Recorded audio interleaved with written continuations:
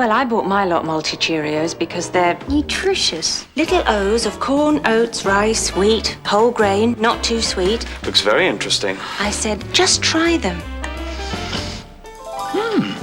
Why? I think they liked them. Nestle Multi Cheerios and Honey Nut Cheerios too. Try them on your family.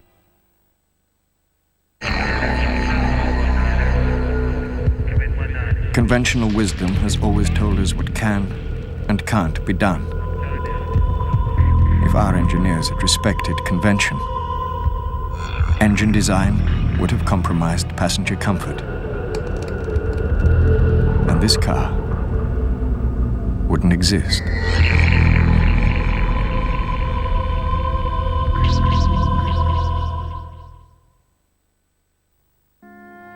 If you're choosy about your cheese, and picky about your pickle, and your bread's got to be 100% white, it's got to be 100% Hovis. Yes, it's Hovis.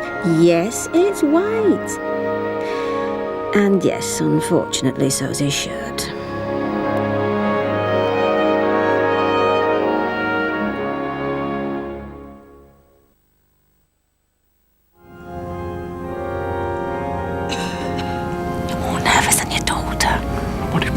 Comes back. You took the Imodium, didn't you? Yes, but just one dose. Well, For most people, one dose of Imodium is usually as effective as several doses of traditional remedies.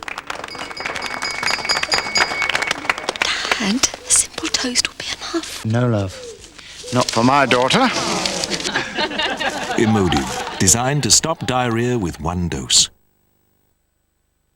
When people started travelling more often, we introduced what was right for the times. When people wanted to carry less cash, we also offered what was right for the times. And today, when the world doesn't always revolve on your terms, American Express introduces a credit card that gives you the credit you deserve. The new American Express credit card rewards you with an interest rate you'll appreciate and no fee for the first year.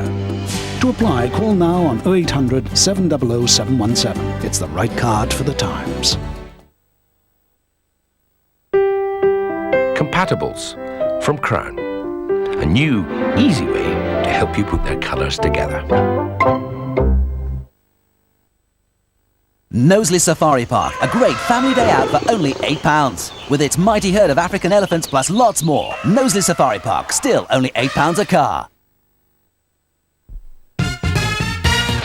Yo, Granny, I'm CC Chopper, the lollipop rapper, and I'm here to tell you about Chupa Chups, the great tasting world's #1 lollipop. Go sweet crazy about the ice cream, fruit, and super sour flavors. It's Chupa Chups for crucial chops. Chupa Chups, sweet cred. A male prison. A female governor. The press will love her.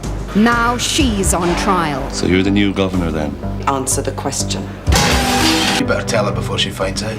I don't think I can finish what I started. Nobody goes into that bloody wing until I say so. From Linda LaPlante. Don't you think it's until I say so? The Governor, next Sunday at 9 on Yorkshire. To mark the 50th anniversary of VE Day, a spectacular royal gala. Michael Caine and Pierce Brosnan are among more than 24 performers who look like the who's who of entertainment. Also appearing, Joanna Lumley, Russ Abbott, Michael Barrymore, Rowan Atkinson, Bobby Davro, and Engelbert Humperdinck. So don't miss this VE Day spectacular at 7:30 on Yorkshire. Live for peace, a royal gala. In 15 minutes, Margie Clark presents another Good Sex Guide. And that's followed at 11:45 with Quiz Night. But now in Yorkshire, it's time for the news from ITN in London. Good evening, welcome to the news from ITN. Tonight's headlines. VE Day, the Queen gives thanks for 50 years of peace. Pressure mounts tonight to reinstate Will Carling as England's rugby captain. And France elects Jacques Chirac as president. It was a day devoted to peace and reconciliation. World leaders and the British royal family, including the Prince and Princess of Wales, gathered in London for the main ceremony of this weekend's VE Day commemorations. As celebrations continued throughout the country, hundreds of doves were released in Hyde Park in a symbolic gesture of world peace. The day began with a service at St Paul's Cathedral. St Paul's Cathedral, the famous dome that stood unscathed as London burned during the Blitz. Today it was the setting for a service attended by leaders of more than 50 countries, the religious centrepiece of the victory commemorations. The gathering emphasised that the bitter divisions of the past have healed. Germany's Chancellor Helmut Kohl was among the congregation. The Queen Mother, accompanied by her grandson, Prince Charles. The Archbishop of Canterbury recalled the cathedral's glorious history. And today, in the same sanctuary of hope, we meet as representatives of more than 50 nations to give thanks for a great Allied victory and for the peace we have enjoyed for the past 5 decades. Lunchtime at Buckingham Palace, the Queen awaits her guests. A bus to come, she queries. On this momentous day, even heads of state had to forego their chauffeur-driven cars. And on this occasion, the Queen Mother's companion was her son-in-law, the Duke of Edinburgh. It was apparently left to the Queen herself to take charge of the seating arrangements. Mid-afternoon and a rare appearance together, the Prince and Princess of Wales with their children in Hyde Park for the main heads of state ceremony. The Queen and the Duke of Edinburgh were the principal participants. If yesterday belonged to the veterans, today the theme was helping a new generation learn the lessons of 50 years ago. And each head of state was accompanied by a child as they made their way to the symbolic signing of olive leaves, leaders committing their nations to the cause of peace. Each olive leaf was placed in the huge globe dominating the Hyde Park site. Finally, the ultimate symbols of peace, doves, released into the brilliant London sunshine. With them, hundreds of white balloons. The Queen left the dignitaries to meet some of the stars of this particular show, the veterans of the Second World War.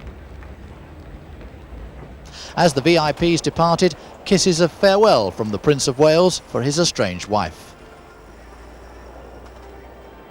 Perhaps as many as 300,000 people were here today. Thousands more are expected tomorrow, VE Day itself. Nicholas Owen, ITN, Hyde Park. From the Channel Islands to Scotland, all parts of the nation marked this Sunday with Thanksgiving on a vast scale. Every church in the land remembered the war dead and prayed for reconciliation. The Duke of York travelled to Belfast.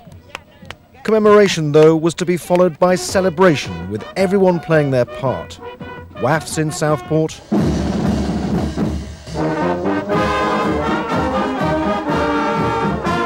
American GIs back on the south coast of England.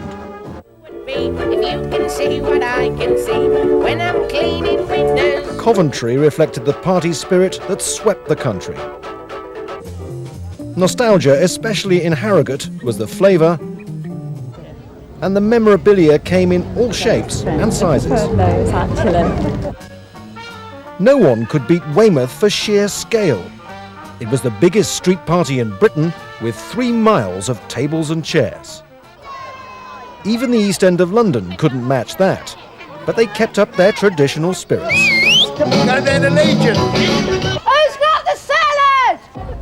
Some, though, preferred to simply sit and remember those who fought and died for peace in Europe. Will Carling may be reinstated as England rugby captain after the rest of the team announced they fully supported him. Tomorrow, Carling will meet the president of the Rugby Football Union to discuss his immediate future. Tonight, he said he was touched by his teammates' support. Chris Roberts reports. A relaxed and repentant Will Carling, the only man the England squad wants as its captain. Well, they've shown amazing support, which I find quite staggering, but very touched and shocked. At least 2 of Carling's World Cup colleagues, Rob Andrew and Dean Richards, told the team's management they weren't interested in the skipper's jersey. The players later released a united statement. The full England World Cup squad respectfully request that the officers of the Rugby Football Union reconsider the decision to dismiss Will Carling. All the players stand fully behind Will as captain of the England team. Following that show of strength, a hint of compromise from the union's president.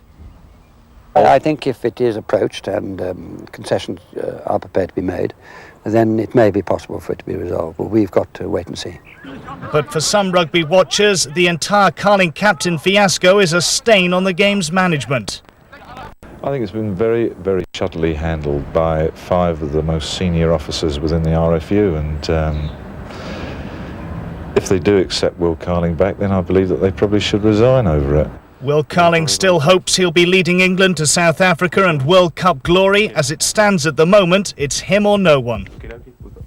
The Conservative Jacques Chirac has tonight been elected the new president of France, bringing to an end 14 years of socialist rule. His socialist opponent, Lionel Jospin, conceded defeat shortly after the polls closed. The winning margin was much narrower than had been predicted. Jacques Chirac won almost 53% of the vote, with Jospin just behind on 47%. Chirac takes up his post when President François Mitterrand steps down next week. It has taken him 14 years, but now, at the third attempt, Jacques Chirac is to be the President of France. His supporters cheered as much in relief as triumph. For days they had heard Jospin was closing the gap. Only tonight were they sure their man had done it. Crates of champagne were on standby. This time, at last, they could be open. And they are still partying late into this evening. Thousands of the Chirac faithful welcoming in what they believe will be a new era. The result was closer than Jacques Chirac might have liked, but no one here will mind that. All that matters to them is that 14 years under a socialist president are over, and the next 7 belong to them. At the socialist headquarters, the result was greeted with disbelief. After their surprise victory in the first round, they really thought their man could do it. A tired-looking Lionel Jospin will console himself with the thought that, even in defeat, he did better than any had expected at the start of this campaign. A little over an hour ago, President-elect Chirac returned in triumph to his election headquarters. France will now have a right-wing president and a right-wing parliament. It'll be led by a man much closer to Britain's position on European integration. The thousands of his supporters who have spilled onto the streets of Paris this evening are expecting change, and there's every reason to think they're going to get it. James Mates, ITN, Paris. Serb shells have killed 8 people and left at least 11 injured in an attack on a Muslim area of Sarajevo. 5 explosions hit the suburb of Butmir near a tunnel used to bring vital supplies into the besieged Bosnian capital. Serb rebels are denying UN reports they launched the attack, the worst since the 4-month ceasefire ended a week ago. Football and Manchester United have moved to within 2 points of Blackburn at the top of the Premier League with a 1-0 victory over Sheffield Wednesday. Defender David May kept United in the hunt for their 3rd successive championship with a strike in the 5th minute. Blackburn play Newcastle tomorrow. And that's the news tonight. From all of us here at ITN, good night.